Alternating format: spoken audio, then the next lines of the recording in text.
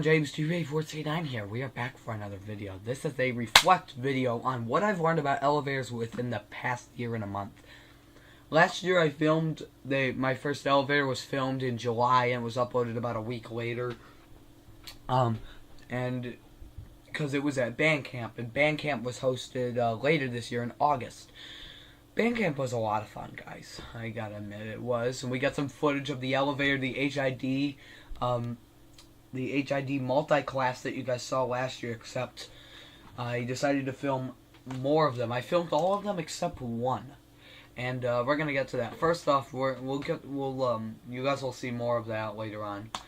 Anyway, here are some of the videos. You guys may remember these fixtures. The lantern for up and down, except down is lit up. The interlocks and these fixtures right here. Now, this was one of my longer videos of stuff I know about elevators. Anyway, stuff I knew about elevators back then. I knew what interlocks were. I don't think I knew about what the clutch was. I did not know what the door operator was. I learned about that. I did not know anything about hydraulic or traction elevators back then as well. So that's pretty new to me, is hydraulic and traction elevators. I found out this one is a bottom drive traction elevator. You guys are gonna see these after.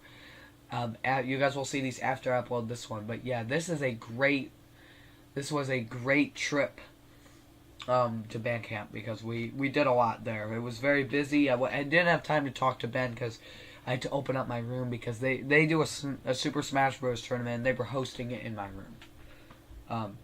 So I had to get there pretty much every time we had a break and stuff. I had to get there and open it up. But yeah, it was a lot of fun to go to Bandcamp. I had a great time here. Also, you guys will notice on the fixtures, I think the 2 is a bit more broken. I think I found one of the floors was vandalized, unlike last time. One of the call stations was kind of broken a bit more. Not as much, though. But the button just pushes in much more than it should. It pops out. Really shouldn't. Also, 2 and 4, I believe, now have labels. Anyway, so this gives me a chance to reflect. So I didn't know anything about these fixtures either. These are Atom Survivor buttons by Adam's Elevator, and it was made by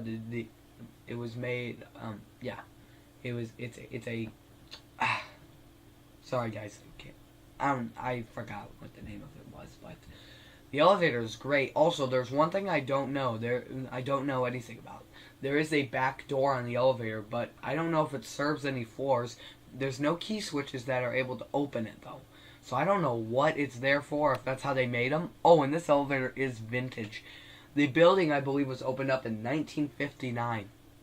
And so anything before the 80s has to be vintage. So, and I had to find out what type of traction elevator it was. I knew it was traction after rewatching these videos before Bandcamp, a while before.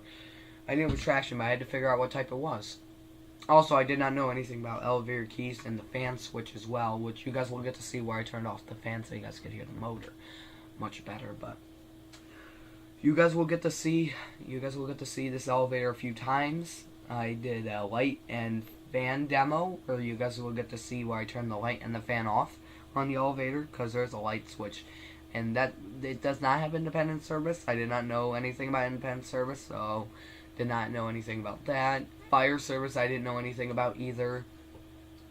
I did not know anything about parking or why it does that. It parks at the lobby because it's the lobby floor. And and back to the types, the drive systems. It is a bottom drive traction because first I thought it was MRL. I said in the video, I think it's MRL, but remember, MRL did not exist before 2000, so that eliminates that. So it's either a regular traction when the machine room's up at the top, or it's a bottom drive traction. And obviously the machine room's at the bottom because I can hear the motor down there. So that means it has to be a bottom drive traction elevator. And come to find out, it is. So this just gave me a chance to reflect on what I knew. I did not know anything about hydraulic or traction elevators. I didn't know much. At least I knew what interlocks were. I didn't know what the clutch was, the door operator on top. I called them the gears. in one of my past videos, but I just have learned so much within a year. Within a year, I did not know much about 321A Schindlers, 330A. I did not know how to tell the difference between them, or 400A as well. I did not know what made it those, and now I know what it is. It's traction, and 321A was a rare motor made. It's a rare elevator because 321A was made 1999 to 2001. Something, yeah, for 2 years, and then they have plain motors for 330As. I believe 321A is holeless hydraulic. I believe that's what it is. But yeah, I've learned so much.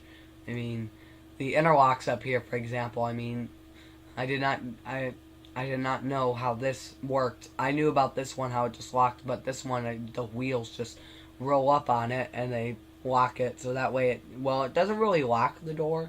It just tells, I believe this just tells it that the door is closed because it pushes up on that right there.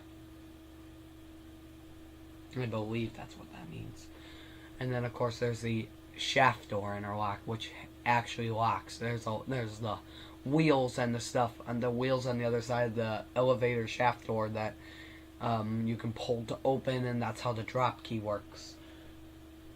Yeah, I did not know much about elevators back then. But anyway, that's it for this video. This just gave me a chance to learn about elevators. I still don't know much. I don't know how to tell the difference between 500A and 400A.